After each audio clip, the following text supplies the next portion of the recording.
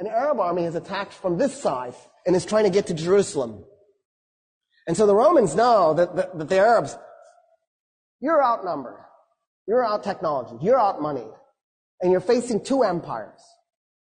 Do you attack both at the same time? That makes no sense.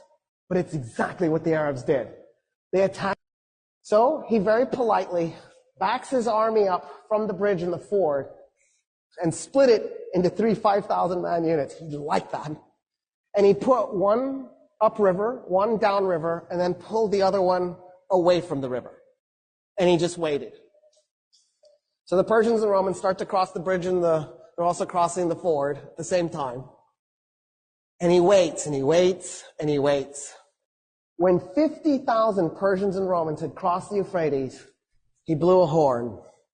The men that were up and down river attacked them by going along the riverbank and tried to then merge at the bridge in the ford so that they would cut the guys who had crossed off from the guys on the other side.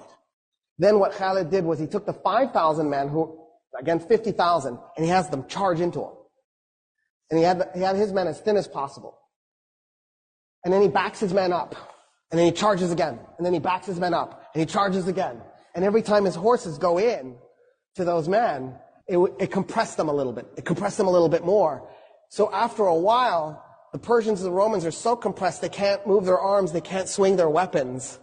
He's just compacted them together. And they realize what he's done to them. And they panic. And they turn around to run back to the river to cross it. 50,000 men turning all at once to stampede. You could hear the bones breaking. And then the Muslim Arabs just went in and started killing them as they were running. By the time the battle was done, 200 Muslim Arabs were dead. 50,000 Persians and Romans were dead.